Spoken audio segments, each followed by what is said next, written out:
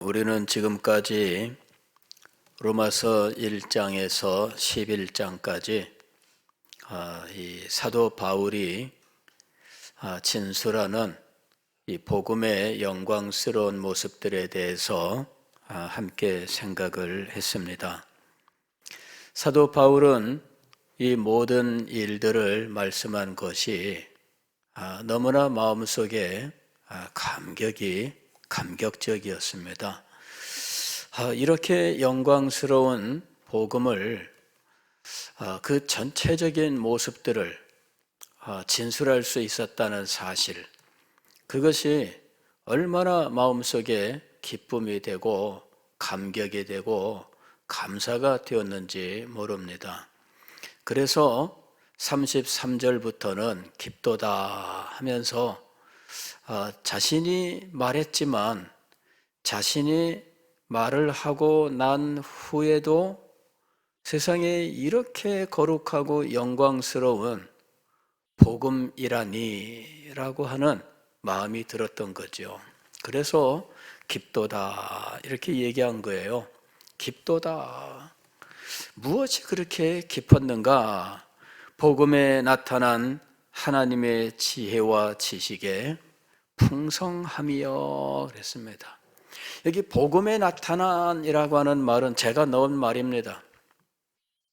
이제까지 사도 바울이 로마 교회 성도들과 복음 안에서 교제하기를 원했고 그리하여 복음에 대해서 말씀을 했는데 말씀을 하다 보니 이렇게 장엄한 것들을 다뤄 나왔던 겁니다. 그래서 이 모든 사실을 말씀하고 나니 마음속에 하나님의 지혜와 지식의 풍성함, 이것을 절실하게 느끼게 된 거예요. 어디에서 느꼈습니까? 복음에서 느낀 거예요. 복음의 영광을 목격하고 보니 그 복음의 영광 속에서 하나님의 지혜와 지식이 얼마나 풍성한지, 이것이 얼마나 대단한지 이 사실을 그는 깊이 느끼게 된 겁니다. 그래서 깊도다 그렇게 이야기를 한 거예요.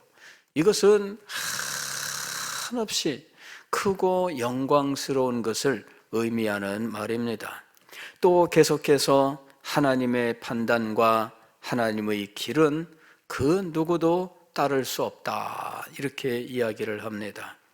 그의 판단은 헤아리지 못할 것이며 그랬습니다.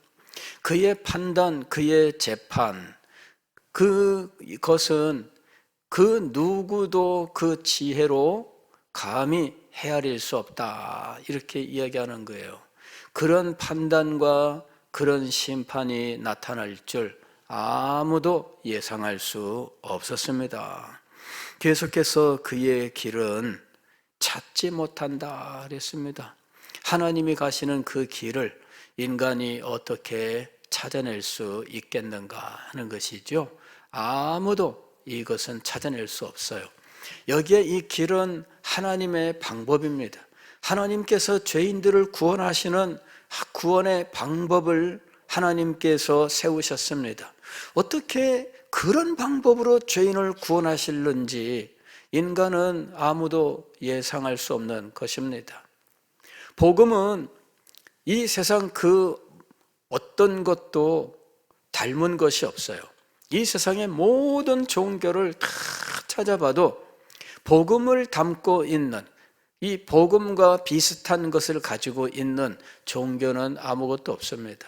하나님이 당신의 독생자를, 죄인들을 대신하여 죄값으로 드리고 그리고 그의 이 대속을 받아 믿는 자에게 하나님의 의 그리고 하나님의 자녀 되게 하신다는 이런 방식은 그 누구도 생각할 수 없는 방식입니다. 인간 중에 아무리 탁월한 천재라 할지라도 감히 그 한 부분이라도 상상할 수 없는 놀라운 일이었던 것입니다. 그의 길은 찾지 못할 것이로다. 이 모든 이 엄청난 일들은 누가 생각하고 누가 시작한 것일까? 하나님이 생각하신 거예요. 34절 보면 누가 주의 마음을 알았느냐? 누가 그의 모사가 되었느냐? 여기 마음이라고 번역한 이 말은 우리의 감정을 말하는 것이 아니라 우리의 지성을 말하는 거예요. 여기 마음은 영어로는 mind, 헬라어로는 눈이라고 하는 건데, 이것은 뭐냐면은 누스라고 하는 건데, 이건 뭐냐면은 우리의 지성을 말하는 거예요. 생각, 사고, 능력, 이런 걸 말하는 것입니다. 누가 주의 지성, 하나님께서 지성으로서 이 모든 구원의 계획을 세우시고, 그리고 이 구원의 계획을 역사 속에 시행해 나가시는데, 이 시행해 나가시는 이 모든 과정, 이런 것들도 모두 이 지성에 속한 것들이에요.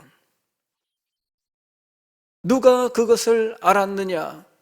하나님 그 마음속에 있는 이 일들을 누가 알았느냐? 사탄도 이걸 알지 못했어요.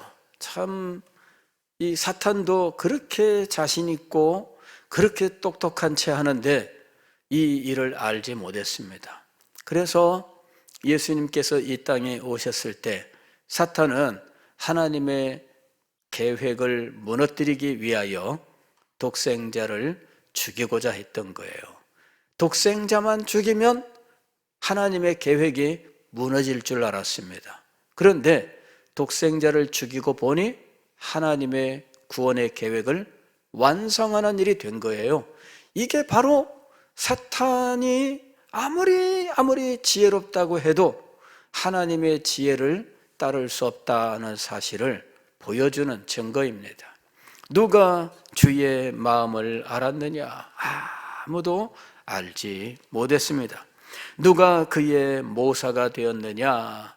모사라고 하는 것은 이 일종의 자문하는 사람을 말하는 거죠. 예. 옛날 같으면은 이 모사가 이 여러 가지 계획을 짜고 하는 이런 이 참모를 의미하는 거죠. 그런데 굉장히 지혜로운 자를 말하는 거예요. 예를 들면은 제갈공명 같은 사람을 말하는 겁니다. 유비가 제갈공명을 얻어서 비로소 이 삼국이 서로 경쟁하는 체제가 된 거예요. 제갈공명을 얻기 전까지 유비는 너무나 비참한 삶을 살았어요. 맨날 패배하고 실패하고. 그러나 제갈공명을 얻고 나서야 비로소 힘을 얻는 거죠. 제갈공명이 누구예요? 이 사람은 지혜자입니다. 그래서 그가 유비의 모사가 되어 이제 유비가 세운 그 나라를 이 제갈공명이 자기의 지혜로서 끌고 나간 거죠. 하나님에게 이런 모사가 있는가? 하나님에게 이런 제갈공명 같은 어떤 누군가가 있어서 이런 복음의 영광을 계획했는가? 하나님께서 구상하신 이것에 누군가가 참여해서 그 모든 구원의 계획과 시행들을 조금이라도 옆에서 도운 자가 있었는가? 아무도 없다, 그 말입니다. 아무도 없다. 이 구원의 계획은 하나님 홀로 구상하신 거예요. 하나님 홀로 계획하신 겁니다. 그리고 이 모든 것들을 진행해 나가실 때 하나님께서 이것을 모두 다 하나하나 진행해 나가신 거예요. 이것이 하나님의 경륜입니다. 하나님께서 친히 모든 것들을 계획하시고 이것을 역사 속에 중간중간 역사의 마디마다 행하실 일들을 다 정하시고 해 나가신 거예요. 아무도 이 일에 하나님을 도운 사람은 없어요. 아니, 도울 수 있는 능력을 가진 존재는 이 세상에 존재하지 않아요. 그 누구도 하나님의 구원의 계획에 조금이라도 더할 수 있는 존재는 아무도 없었다라는 것입니다. 그것이 누가 주의 마음을 알았느냐? 누가 그의 모사가 되었느냐라는 말씀의 의미예요. 더 나아가서 이 영광스러운 이 복음의 이 모든 일들, 이런 구원의 계획들에 어떤 아이디어를 제공한 존재가 있는가 하는 거죠. 뭔가 아이디어가 딱 하니 누군가 제공을 해서 그래? 하면서 착하니 계획을 세워나간 그런 어떤 이 스파크가 튀게 하는 그런 아이디어의 제공자가 있는가? 그렇지 않다는 거죠. 35절은 바로 그 말씀입니다.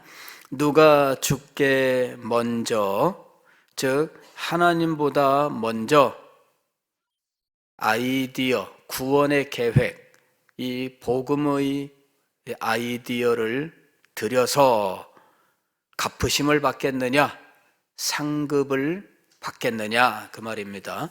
누군가 하나님에게 이 구원의 계획에 대하여, 이런 구원의 방식에 대하여, 죄인들을 구원하는 이 놀라운 일에 대하여 뭔가 아이디어를 제공했는가? 그렇다면 하나님께서 이 구원을 완성하신 다음에 자, 이 놀라운 일들이 다 끝났는데 이제부터 이 일에 공헌한 공헌자들에 대한 상급을 주겠다, 이러면서 상을 준다는 거죠. 여기 갚으심을 받겠느냐? 누가 하나님에게 이 구원의 아이디어를 제공해서 이 일을 성공한 후에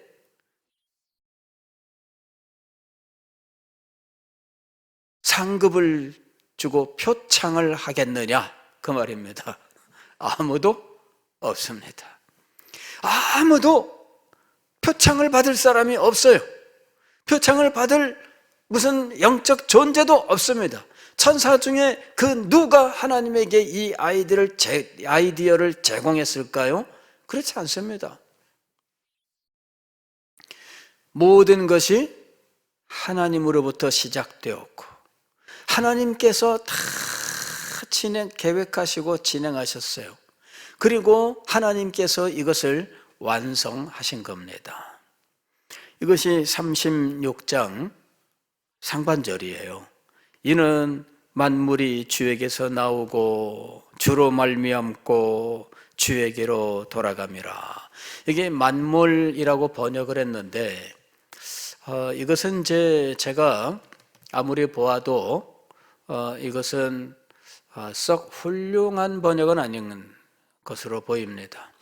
왜냐하면 저도 이 성경을 읽으면서 늘 만물이 주에게서 나오고 하면서 이걸 저는 창조 때부터 생각을 한 거죠. 창조와 창조 세계를 다스리시는 하나님, 이래서 하나님의 절대 주권과 통치의 영광 이런 것으로 생각하기가 쉬워요. 우리가 이 성경 구절을 딱 떼어내서 암송을 많이 합니다. 암송을 할 때 우리는 이는 만물이 주에게서 나오고 주로 말미암고 이럴 때 이것이 하나님의 창조와 그 다음에 하나님의 섭리, 하나님의 통치에 대한 것이다, 이렇게 생각을 하는 거예요. 그러나 이게 이 본문 속에서는 그렇지가 않아요. 본문 속에서는 이 1장부터 진술했던 이 복음의 영광에 감격한 이 사도 바울이 이 모든 복음은 하나님의 지혜로 이루어진 것이다, 하나님 홀로 하신 일이다, 그 누가 아이디어를 제공한 것도 아니다, 오직 하나님이 하신 것이다, 그렇게 이야기한 다음에 이는 모든 것이 주에게서 나오고 라고 말한 거예요. 즉 여기 만물은 사실 모든 것이라고 하는 헬라어를 만물로 번역을 한 거예요. 영어로는 all이라고 하는 건데요, 헬라어로 판타예요. 판타, 즉 모든 것이란 말입니다. 모든 것. 이것이 물론 문맥 없이는 그냥 일반적인 모든 사물들, 모든 물체들 뭐 우주 만물들 뭐 이런 것들을 의미하는 일에 쓰일 수 있겠죠. 그러나 그 말이 문맥 속에서는 무엇이냐면 이 구원의 모든 일들입니다. 구원의 모든 일들이 누구에게서 나왔는가? 하나님에게서 나왔다. 또 이 모든 일들을 누가 친히 행하셨는가? 하나님께서 행하셨다. 그리고 이 모든 일의 결과에 열매는 누가 거두는가 하는 것이죠. 하나님이 거두는 거예요. 그래서 주에게로 돌아감이라. 영광스러운 복음은 하나님에게서 시작되었습니다. 그리고 하나님께서 이 모든 일들을 다 진행하셨습니다. 그리고 그 모든 일의 결실도 하나님이 거두시는 거예요. 이는 만물이 주에게서 나오고 주로 말미암고 주에게로 돌아감이라. 그리하여 사도 바울은 모든 영광은 하나님께 이렇게 찬양을 하는 겁니다. 그에게 영광이 세세에 있을지어다. 아멘. 이렇게 얘기한 거예요. 저는 이제 이 로마서 강해하면서 참 순간순간 하나님께서 깨닫게 하시고 인도하시는 것들을 느끼면서 얼마나 감사했는지, 그리고 깨닫게 되는 일들에 대하여 너무나 놀랍다 하는 어떤 그 감격 같은 것들이 늘 있었습니다. 그러면서 여기에 내용들을 더 자세하게, 더 영광스럽게 말씀하지 못하는 것에 대한 안타까움, 이런 것들이 늘 있었습니다. 오늘로 저는 지금 이 57번째 메시지를 전하는 걸로 되어 있는데, 일단은 이 로마서 강해를 너무 길게 끌지 않으려고 생각을 했습니다. 로이드 존스 목사님은 14년을 설교했는데 끝내질 못했어요. 그러니까 14년을 설교했는데 이거를 못 끝내고 14장에서 그만 14장도 다 못 끝내고 그리고는 은퇴를 하게 됐습니다. 갑작스럽게 이 암 때문에 이제 치료하고 요양을 해야 되는 상황이어서 그만 은퇴를 하게 되었습니다. 물론 뭐 은퇴했다고 해서 그분이 모든 걸 끝낸 건 아니고 하나님의 부르심을 받기까지 그 이후에도 계속 말씀 사역은 계속해서 진행이 됩니다. 오라고 하는 것도 많고 또 전해야 될 것도 많고, 그래서 끝까지 복음 사역, 말씀 사역에 힘쓰다가 하나님의 부름을 받았습니다. 14년 동안을 설교했는데 14장까지 다 못 끝낼 정도였다는 거죠. 근데 그렇게까지 끌고 나가면 중간에 하나님의 부름을 받는 분들은 물론 천국 가서 지상에서 듣는 설교보다 더 영광스러운 말씀을 듣겠지만, 그죠? 지상에서 설교자들이 그의 제한된 능력을 가지고 선포한다고 애를 쓰는데 그것도 감격적이고 은혜로운 순간들이 많이 있겠지만, 그러나 천국에서 하나님 얼굴과 얼굴을 대하여 보면서 직접 말씀을 듣는 것보다는 못하겠지만, 그러나 중간에 하나님 부름받아 가면 그것도 많이 아쉽잖아요. 예. 그래서 한 70회 정도로 이 로마서를 생각하려고 작정을 했던 겁니다. 그러다 보니까 더 자세하게 말씀을 드려야 되는 것들 일단은 좀 이렇게 보류하고 하는 부분들이 있었고, 때로는 너무 신학적인 부분들이라서 이제 또 이렇게 빼놓은 부분들도 있어요. 오늘은 짧은 시간이지만 이제 이런 부분들에 대해서 조금 말씀을 드리려고 합니다. 이제 로마서를 우리가 공부하면서 현대 신학자들의 견해를 참조하지 않을 수 없습니다. 현대 신학자들의 로마서 이해, 그리고 바울의 복음 이해, 이런 것들을 참 외면할 수 없는 이유는 우리 젊은 신학생들 또 젊은 목사님들에게 영향을 많이 끼치고 있기 때문입니다. 제가 이제 이 현대 신학자들 이 복음과 로마서 이해, 특별히 바울에 대한 이해에 대해서 이 책들을 읽기 시작한 지는 좀 제법 됩니다. 근데 읽게 된 동기는 사실은 신학생들이 거기에 많이 빠져 있는데 이게 위험하다라고 하는 이제 이 판단 때문이에요. 왜냐하면은 이것이 잘못하면 복음의 변질로 이어지고 알지도 못하는 사이에 교회의 대배교로 이어질 수 있는 가능성이 있기 때문입니다. 그래서 우리가 정확하게 분별할 필요가 있다 해서 이 위험한 시대에 이 문제를 정리해야 된다 생각을 하고 이 독서를 시작을 한 겁니다. 쉬운 건 아니에요. 왜냐하면 이 자료 자체가 학술적인 이런 것들이고 굉장히 어려운 내용들을 담고 있고 하기 때문에 또 분량도 뭐 보통 많은 것이 아니에요.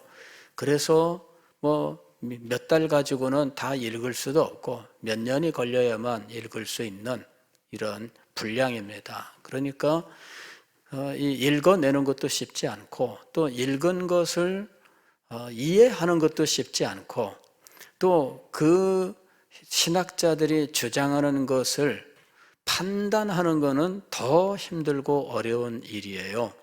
그래서 시간이 많이 걸리는 일입니다. 그렇다고 이것을 누가 가르쳐 줄 수 있는 것도 아닙니다. 그냥 공부를 해서 알아야만 되는 것들이에요. 이거는 우리 교회를 위해서, 다음 세대를 위해서 정말 중요한 일입니다. 그래서 이것은 저에게 주어져 있는 사명으로 알고 공부를 한 겁니다. 현대 신학자들 가운데에 톰 라이트라고 하는 분이 있습니다. 굉장히 유명하지요. 책도 우리나라에 많이 번역되어 있습니다. 이분의 책은 번역되면 일단 기본적으로 무조건 사는 사람들이 있어요. 그래서 아주 양도 많고 그래서 굉장히 인기 있는 신학자입니다. 신학자가 인기 있다는 게 이상한데 이분은 정말 이상한 분이에요. 이분은 전문 학술 서적도 있고 그 다음에 일반 성도들도 읽어낼 수 있을 만큼의 아주 쉬운 말로 또 유창하게 이 신학적인 내용들을 전달하는 능력을 가진 사람입니다. 그래서 우리나라로 치면은 도울 김용옥 씨 같은 그런 정도의 어떤 이 소위 속된 말로 하면은 말빨이 있는 사람이에요. 그러니까 쉽지 않습니다. 이런 분들 상대하는 거는 너무너무 힘들고 어려워요. 예. 그리고 그 말빨에 그냥 다 넘어가는 거죠. 예. 자, 이분이 이야기한 것이 뭐냐면은 바울에 대한 새로운 해석입니다. 그래서 이거를 새 관점이라고 불러요. 이 새 관점에 속하는 현대 신학자들이 있습니다. 그 중에 이 사람이 제일 유명하고 제일 많이 퍼져 있어요. 이 사람이 주장하는 게 뭐냐면은 기독교는 유대교, 갱신된 유대교다 이렇게 말하는 거예요. 갱신된 유대교. 즉 기독교는 유대교다 그 말입니다. 다만 과거의 유대교 보수적인 사람들은 메시아를 안 받아들였다는 거죠. 메시아를 안 믿었어요. 하나님께서 메시아를 보내셨는데 메시아 된 예수 그리스도를 인정하지 않았다. 그런 이야기입니다. 그래서 그들은 하나님의 약속을 못 받았다는 거죠. 그러나 그 당시에, 예수님 당시에 이 메시아를 믿은 사람들이 있다는 거예요. 그 메시아를 믿은 사람들이 바로 기독교인인데 이 사람들은 유대교의 일파라고 하는 겁니다. 그리고 이 기독교의 교리를 형성하는데 아주 지대한 역할을 한 사람이 사도 바울인데 이 사도 바울은 전혀 다른 기독교의 신학을 한 사람이 아니라 유대교의 신학자다라는 이야기죠. 그리고 그가 쓴 로마서나 고린도 전후서나 갈라디아서, 에베소서 그의 모든 서신서들은 바로 이 유대교의 사상 위에 쓴 것이다. 이렇게 이야기하는 거예요. 그래서 로마서를 해석할 때에 유대교 입장에서 로마서를 해석해야 된다. 이렇게 이야기하는 거죠. 특별히 이 1세기 유대교, 1세기 유대교, 다시 말씀을 드리면은 예수님 당대로부터 사도들의 시대까지, 그때까지의 유대교 그 사상을 연구하고 그리고 사도 바울의 서신서들을 보니 그 시대의 유대교 사상과 사도 바울의 사상이 이렇게 겹친다. 이렇게 이야기하는 거죠. 사도 바울의 사상은 바로 이 1세기 유대교를 배경으로 하고 있다. 이렇게 이야기를 하는 거예요. 즉 1세기 유대교 없이 어느 날 사도 바울이 불쑥 로마서를 말한 것이 아니고 1세기 유대교가 배경이 되고 있다라고 하는 것이죠. 이제 이것이 바로 이제 기독교의 기원에 대한 이야기예요. 기독교의 기원에 대한 이야기. 그래서 기독교의 기원에 대한 연구를 현대 신학자들이 진행하고 그들이 내린 결론이 바로 그겁니다. 기독교는 1세기 유대교를 배경으로 하고 거기에서부터 나온 거다라는 것이죠. 근데 사실 역사적으로 보면은 그 말이 맞지요. 그러나 문제는 뭐냐면은 그 사상을 그대로 가져왔는가라고 하는 것이죠. 이제 톰 라이트는 바로 이제 그렇다 이렇게 얘기를 하는 거예요. 기독교의 기원은 1세기 유대교의 근원을 두고 있는데 1세기 유대교도 사실은 다양한 스펙트럼이 존재하고 있다.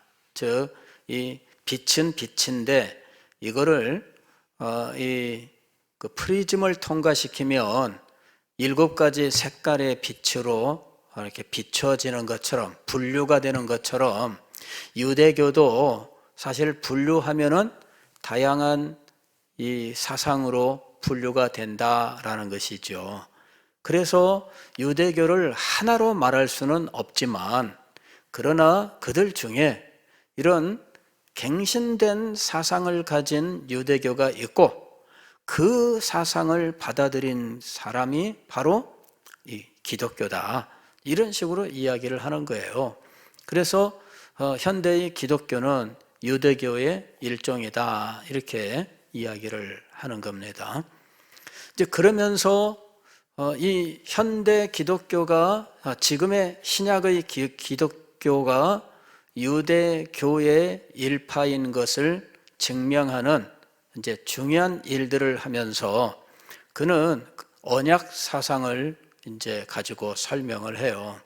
언약을 가지고 구약의 이스라엘이 가지고 있던 언약 사상, 그 모세의 언약, 바로 그것이 예수 그리스도에게서 성취가 되었는데 이 예수 그리스도를 보내신 하나님은 바로 이 언약을 끝까지 신실하게 지키셨다, 이렇게 이야기를 해요. 그러면서 하나님이 언약을 끝까지 신실하게 지키셨다 하는 이것이 하나님의 의라고 부르는 것이다. 그래서 로마서를 해석할 때 루터처럼 하나님의 의를 예수 그리스도의 십자가의 공로로 말미암아 죄인들에게 주시는 하나님의 의, 이렇게 해석하는 것은 잘못이다, 이렇게 얘기하는 거예요. 그러면서 이 모세 언약과 그 모세 언약을 끝까지 성취하시는 하나님, 그분의 신실하신 모습을 하나님의 의라고 불러야 된다, 이렇게 이야기를 하는 거죠. 그래서 하나님의 의는 예수 그리스도의 십자가의 공로, 또 율법의 순종하심, 이런 예수 그리스도가 행하시는 것을 의미하는 것이 아니다 하는 것이에요. 우리는 예수 그리스도의 의를, 우리는 예수 그리스도의 십자가의 공로와 또 율법의 순종하심과 이런 것들을 예수님께서 얻으신 의라고 우리는 가르쳤었고, 그리고 우리가 믿을 때 하나님께서는 그 예수님의 의를 우리들에게 전가하셔서 우리가 의롭다, 이렇게 의인으로 인정을 받는다, 이렇게 우리는 가르쳐 왔던 거예요.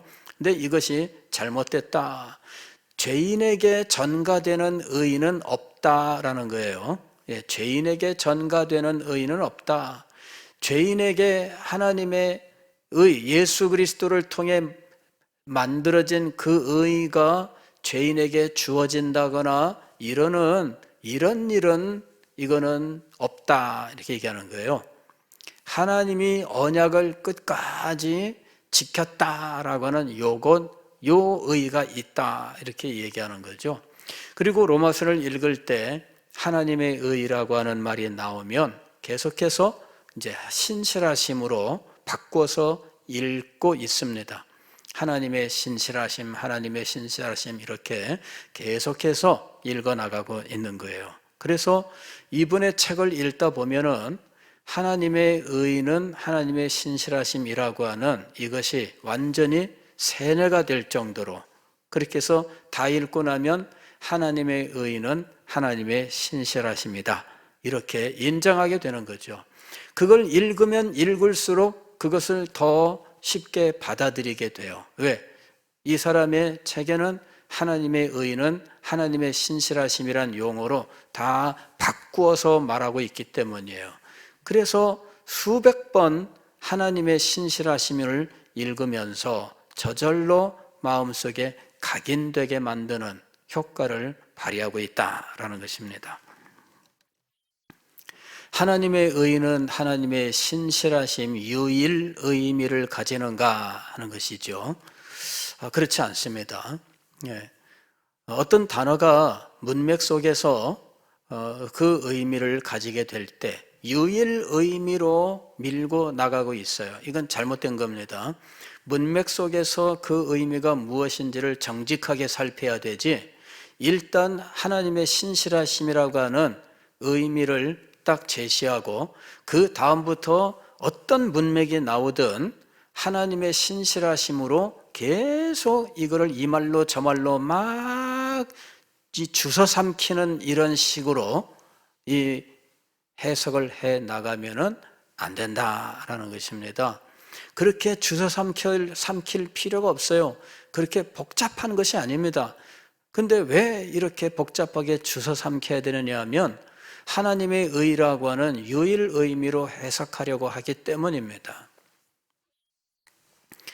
성경을 보면, 특별히 이사야서를 보게 되면 이 1세기 유대교가 하나님의 의에 대해서 가지는 그 개념, 하나님의 의의 개념들이 실상은 이사야서에서 나와요. 그런데 이 하나님의 의는 유일 의미가 아닙니다. 문맥 속에서 이 하나님의 의는 하나님의 거룩하신 성품으로서 의로우신 성품을 의미하는 때 하나님의 의, 라는 말을 쓸 수 있어요. 그 다음에 두 번째로는 이사야서에 등장하는 말인데, 하나님께서 언약을 끝까지 지키는 것을 의미해요. 이게 소위 하나님의 신실하심이라고 하는 것입니다. 하나님의 신실하심이란 용어가 이사야서에 등장하기는 해요. 많이 등장하지 않습니다. 한 번인가 등장을 해요. 하나님의 언약의 의의를 이야기하는 거예요. 이 하나님의 신실하심입니다. 그런데 이 하나님의 신실하심이 빛을 발하는 이유는 언약을 어긴 존재들이 있기 때문입니다. 왜 하나님의 신실하심이 빛을 발하느냐 하면, 이스라엘 백성들이 언약의 백성이지만 하나님은 언약을 끝까지 지키고 계신데 이스라엘은 언약을 어겼다는 거죠. 그래서 하나님께서 이 언약을 어긴 자들과 하나님 사이에 쟁변이 일어나는 거예요. 이스라엘 백성들은 우리는 언약을 어기지 않았습니다, 이렇게 이야기하고, 하나님은 아니다, 너희가 언약을 어겼느니라, 이렇게 말씀하시는 거예요. 이스라엘 백성들은 우리는 결코 그런 적이 없습니다, 딱 잡아떼는 거예요. 그래서 하나님께서 이 잡아떼는 이스라엘 백성들에게 하나님께서, 자, 좋다, 누가 옳은지 한번 가려보자, 이게 하나님의 재판이에요. 이 재판의 증인들로서 또 배심원들로서 소환되는 존재는 땅과 하늘입니다. 땅이여 들으라, 하늘이여 들으라, 이사야서에 나오는 말씀이에요. 땅과 하늘이 소환돼요. 그래서 판단하라 이거죠. 너희가 내가 하는 말도 들어보고 이 백성들의 변명도 들어보고 판단해봐라, 이런 이야기입니다. 결국은 이 얘기를 들어보니 누구 말이 옳습니까? 하나님의 말씀이 옳아요. 그것이 하나님의 의입니다. 언약을 어긴 자들과 그 언약을 끝까지 지키신 분 사이에 쟁변이 일어나고, 그 사이에서 옳고 그름이 결정되는데, 이스라엘이 결국은 심판을 받고 바벨론 포로 멸망당하고 하는 이것이 결국은 하나님이 옳다 하는 거죠. 그들을 심판하신 그것이 하나님이 옳다 하는 것을 증명하는 거예요. 하나님이 옳지 않으면 하나님의 이 일은 부당한 일이 되는 거죠. 하나님, 우리가 언약을 어기지 않았는데 왜 심판하십니까? 우리가 언약을 어기지 않았는데 왜 멸망당해야 됩니까? 우리가 언약을 어기지 않았는데 왜 포로로 붙잡혀 가야 됩니까? 하나님에게 따질 수 있어요. 그러나 하나님께서 쟁변을 하니 그들은 할 말이 없습니다. 당연하다는 것이죠. 언약을 어긴 자들을 그 언약에 따라서 심판하시는 것이 맞습니다. 이게 하나님의 의입니다. 포로로 붙잡혀간 이스라엘 백성들이 이 사실을 인정한 겁니다. 우리가 잘못했나이다. 우리가 언약을 어겼나이다. 다니엘의 기도가 등장하지요. 다니엘 9장에 보면은 다니엘의 기도가 나오는데, 거기 보면 다니엘이 70년의 비밀을 깨닫고 하나님 앞에 기도하는 장면이 나오는데, 하나님, 우리 조상들이 잘못했습니다, 인정을 해요. 그리고 하나님께서 우리를 심판하신 것이 옳습니다. 이것이 하나님의 의예요. 하나님의 신실하심은 뭐냐면은, 이렇게 범죄한 그 백성들에게조차도 하나님께서는 그들을 다시 회복시키시는 조치를 취하셨다는 겁니다. 하나님을 거역했습니다. 언약을 저버렸습니다. 하나님과 맺은 이 언약의 엄숙함을 깨뜨려 버렸습니다. 그런데도 불구하고 그들에게 회복의 길을 주셨습니다. 그런데 이 회복의 길을 주신 하나님의 그 동기는 언약 때문이지요. 그래서 언약 때문에 이 백성들을 심판하셨지만 언약 때문에 결국은 그들을 회복시키시기로 작정하신 겁니다. 그리고 그들을 회복시키실 하나님의 방법은 어린 아기를 보내는 거예요. 아기의 약속이었습니다. 이사야서에 보게 되면은 한 아기가 우리에게 낳고 한 아기를 우리에게 주셨는데, 그러면서 임마누엘 아기 탄생의 예언을 주신 겁니다.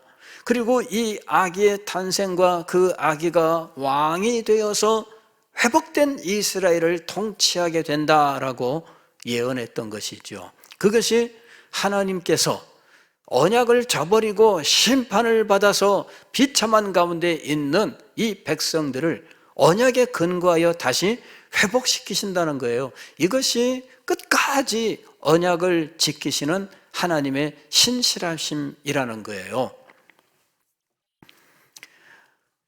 바벨론 포로 이후에 유다 백성들은 가나안 땅에 돌아와서 성전을 짓고 예루살렘에서 하나님의 백성의 공동체를 이루어 살게 됩니다. 이 공동체가 많은 어려움을 겪습니다. 그럴 때 에스라가 와서 하나님의 말씀을 가르쳐요.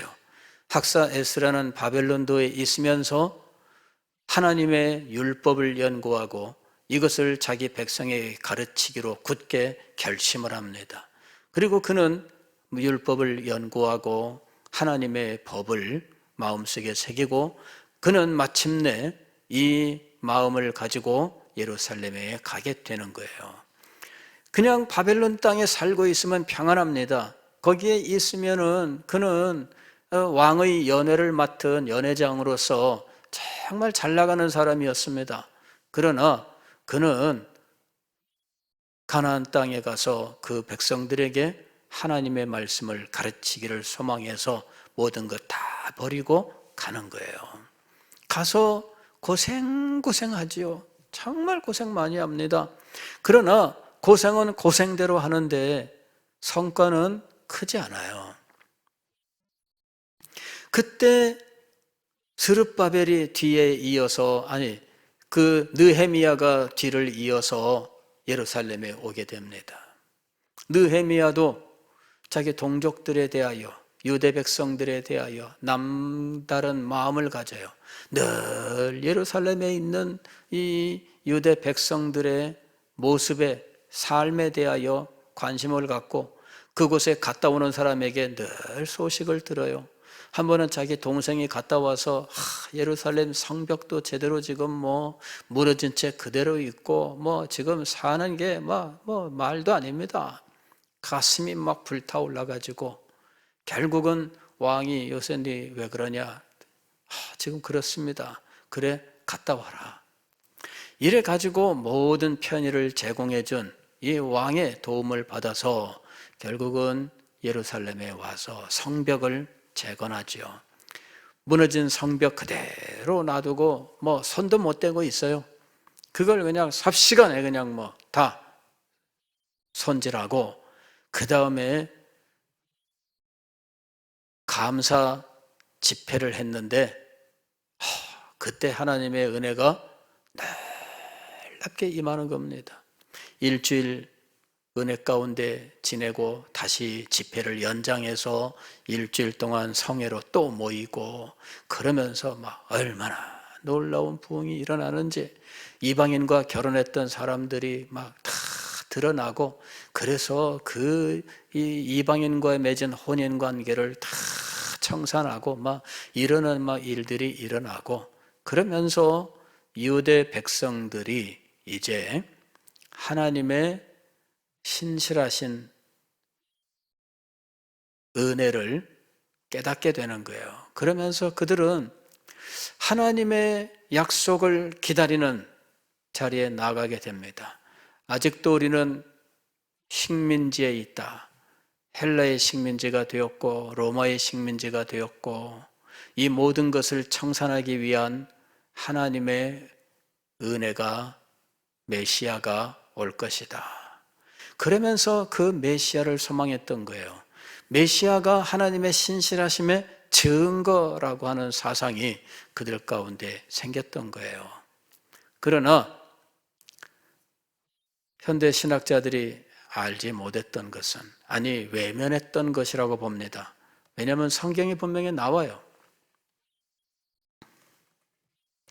하나님의 백성들을 다시 의롭다 하시고, 이것이 있습니다.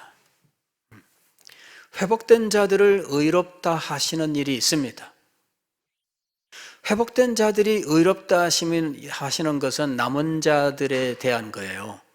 남은 자들이 하나님의 약속을 붙들고 하나님의 은혜를 소망하면서 그 하나님의 약속에 대한 그 믿음을 끝까지 붙듭니다.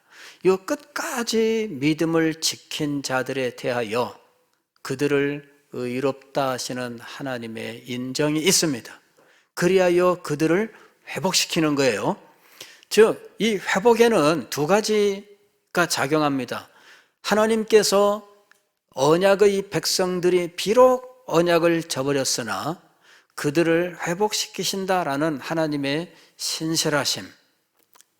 이 하나님의 신실하심이 바로 하나님의 언약의 헤세드를 말하는 거예요. 헤세드. 그리고 하나님의 약속을 붙들고 끝까지 지켰던, 믿음을 지켰던 이 자들의 믿음에 대하여 그 믿음이 헛되지 않았다. 그 믿음이 결국은 옳았다라고 하는 것을 증명해주는 의의가 있습니다. 이것도 하나님의 의입니다. 믿음을 지킨 자들에게 대하여 그 믿음이 헛되지 않고 과연 모든 이방 백성들에게 그 믿음이 과연 옳았다라고 하는 것을 하나님께서 인정해 주는 의의가 있어요. 여러분, 이사야서를 보게 되면 하나님의 의의가 이렇게 다양한 의미로 사용되고 있는 것을 볼 수가 있습니다. 그런데 왜 하나님의 신실하심이라고 하는 그거 하나만을 고집하고 그거 하나만을 적용하고 모든 성경 본문에 무조건 그걸로 대체해서 해석하느라고 장황한 설명을 붙여야 하느냐 하는 겁니다. 그래서 제가 이분들이 독서 능력이 떨어지든지 아니면은 거짓말하든지 둘 중에 하나다라고 얘기한 거예요. 어떻게 그럴 수 있습니까?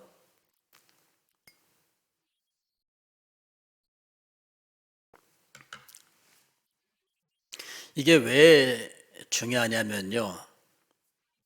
시간이 끝내야 될 시간이 돼서 이 부분을 또 한 시간을 말씀을 드려야 되는데 오늘은 간단하게만 말씀을 드리겠습니다. 왜 이 문제가 그렇게 중요한가?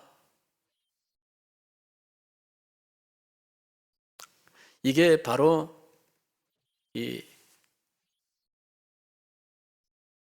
우리의 구원과 어떻게 구원이 우리에게 임하는가라고 하는 것과 연결되어 있기 때문이에요.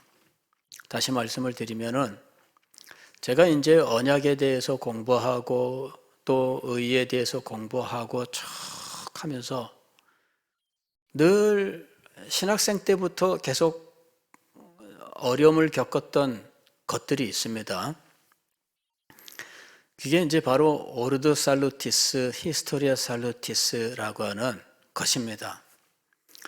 오르도 살루티스는 구원의 서정, 구원의 순서 이렇게 번역이 되고요. 또 히스토리아 살루티스는 구속사 이렇게 번역이 됩니다. 주로 이것이 설교, 성경 해석 혹은 설교의 문제였어요. 그래서 성경 본문을 다룰 때 이거를 히스토리아 살루티스로 설교를 해야 되느냐, 아니면은 오르드 살루티스로 설교를 해야 되느냐, 즉 해석에 근거하여 설교해야 되느냐라고 하는 문제가 있었습니다.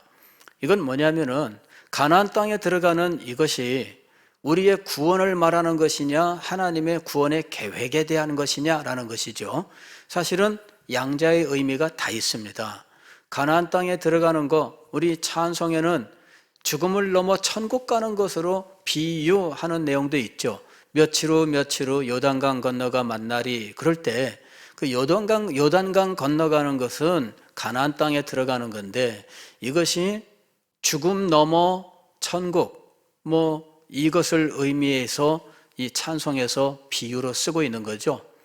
그리고 또 이 하나님께서 주시는 이 복된 이 안식에 대한 것, 이것이 또 가나안 땅을 넘어가는 거죠. 그래서 이 부분이 분명히 우리의 구원을 위한, 우리가 구원받는 것에 대한 의미이기도 하면서, 또 동시에 하나님께서 구원의 역사를 이끌어 가실 때 구원의 역사 가운데에 어떤 사건에 대한 것이라는 거죠.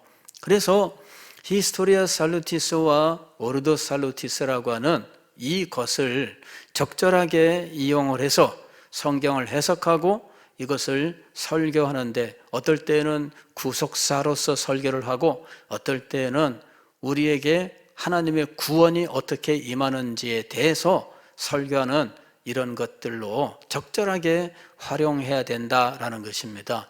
근데 이 부분이 상당히 힘들고 어려운 거예요. 그러면 바로 이 부분에서 이 현대 성경 신학자들은 이 오르도 살루티스에 대하여 사실은 언급하지 않아요. 즉 우리가 구원받는 회심에 대해서, 우리의 믿음을 갖는 그 회심에 대해서 이 사람들은 크게 관심이 없어요. 그냥 유대인들이 메시아를 믿으면 구원받는다, 이런 것처럼 우리도 그냥 하나님이 역사 속에 이러한 일들을 행하셨다는 사실을 믿으면 되는 거야. 그리고 이 오르도 살루티스라고 하는 이 구원의 순서, 즉 우리가 하나님의 부르심을 받고 그 다음에 우리가 중생하고 믿음과 회개와 칭의와 성화와 그 다음에 성도의 견인과 영화에 이르는 이 모든 과정들이 생략되는 거예요. 이분들의 교훈 가르침 속에서는 이런 부분들에 대한 교훈이 등장하지 않아요. 왜냐하면 이 구원의 서정 속에 칭의라고 하는 것은 이미 이분들의 주장에 의하면 존재하는 것이 아닙니다. 성경에 대한 잘못된 해석 때문에 나온 것이에요. 하나님의 신실하심이지 죄인에게 주어지는 의가 아니다. 그래서 칭의를 부인하는 거죠. 그래서 칭의를 부인하기 때문에 결국은 이 오르드 살루티스를 인정할 수가 없어요. 그리고 회심이라고 하는 것도 인정하지 않습니다. 이 사람들의 기반은 그냥 기독교 국가예요. 그냥 나서부터 법적으로 기독교인이 되는 사회에서 신학을 한 사람들입니다. 그래서 교회 제도를 그냥 그대로 받아들이고, 교회 제도를 국가 제도잖아요. 국가 제도 속에서 그냥 기독교인이 되는 거예요. 그래서 회심 이런 것들이 그렇게 큰 의미가 없습니다. 그래서 그런 걸 다루지 않아요. 그냥 하나님 나라 백성으로 어떻게 산다라고 하는 그런 이야기만 하는 거죠. 그래서 이 부분이 문제입니다. 그 다음에 언약에 대한 이해가 너무 편협하다라고 하는 것이죠. 성경을 보면은 언약이 다양하게 등장합니다. 아브라함의 언약도 있고 모세 언약도 있고 다윗의 언약도 있어요. 그러나 이 언약 외에 노아의 언약도 있다, 그 얘기입니다. 그래서 이 언약들이 다양하게 존재하는데 그들은 요 언약만 인정해요. 우리가 잘 아는 행위 언약이나 은혜 언약이나 이런 것들은 인정하지 않습니다. 행위 언약과 은혜 언약 같은 것들은 전혀 성경적으로 지지받지 못한다 이러면서 아예 인정하지 않습니다. 그래서 그 언약이 그냥 예수님을 믿고 그 삶이 새로운 피조물이 되고 하는 이와 같은 부분에 대하여는 전혀 말하지 않는 거죠. 그래서 이 부분이 문제다. 현대 성경 신학자들은 언약에 대해서 말하는 언약 신학자라 할지라도 구속의 언약이나 행위 언약이나 은혜 언약이나 이런 부분에 대해서는 부인한다라는 것이죠. 그래서 이게 문제입니다. 사실 저도 이제 이 부분에 대한 많은 어려움을 느꼈어요. 어떻게 이 부분들이 조화되는가 고민을 많이 했었는데 제가 이제 나름대로 결론에 도달한 것은 이것입니다. 성경 본문에서 찾아볼 수 있는 언약은 히스토리컬 카버넌트입니다. 즉 역사적 언약입니다. 그래서 노아 언약이나 아브라함, 그 다음에 또 모세 언약 이런 것들이 히스토리컬 카버넌트입니다. 그런데 이런 히스토리컬 카버넌트는 구속의 역사 속에서 시행돼 나가는 거예요. 근데 이 구속의 역사 속에 히스토리컬 카버넌트가 존재하고 있습니다. 근데 이 히스토리컬 카버넌트의 목적이 무엇이냐 하는 거죠. 이것은 창조 이전에 하나님의 마음 속에서 있었던 구원의 계획을 시행하는 하나님의 방법으로서 카버넌트가 존재하고 있었던 거예요. 하나님은 카버넌트의 방법으로 구원하시기로 하신 거죠. 그래서 구속의 언약이라고 하는 것, 또 이 행위 언약, 또 이 은혜 언약 이것들이 하나님의 마음속에서 이미 세워졌고 이 것들은 각각 언약의 특성을 가지고 이것이 구속의 역사 속에 시행되어 나갈 때 이 언약에 근거하여 구속의 언약들로 하나님의 이 구원의 계획이 시행되게 하셨다라는 것입니다.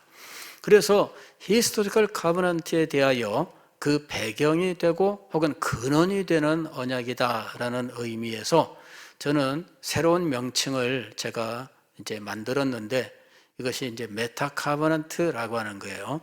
아니면은 초언약 해서 이 하이퍼 카버넌트라고 하는 용어를 사용해야 된다. 이렇게 저는 새로운 용어를 만들었습니다. 이렇게 해서 하나님의 구원의 계획 전체에 대해서 이해할 수 있게 되는 것이죠. 그런데 이제 이런 부분에 대하여 메타 카버넌트 부분을 현대 성경 신학자들은 부인합니다. 구속의 언약도 부인하고 또 행위 언약도 부인합니다. 그리고 은혜 언약도 말하지 않습니다.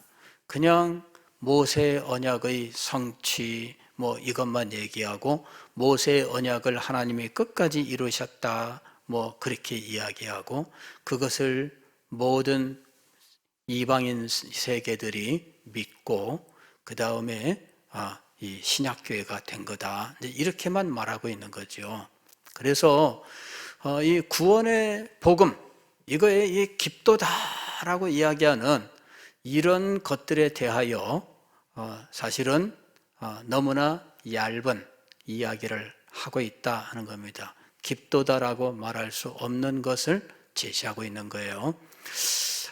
제가 이 메타 카버넌트와 혹은 하이퍼 카버넌트에 해당하는 이 부분들과 그 다음에 히스토리컬 카버넌트에 대한 내용들을 또 좀 더 자세하게 좀 더 길게 말할 수 있는 기회가 왔으면 하고 생각합니다. 이것이 구원에 대한 아주 장엄한 그리고 아주 압도적인 이런 내용들을 담고 있습니다. 그래서 이런 내용들을 우리가 알고 정말 깊도다. 이렇게 우리들도 감탄하고 또 이 놀라운 은혜를 우리에게 베푸신 하나님의 은혜를 감탄하면서 그에게 영광이 세세 있을지어다.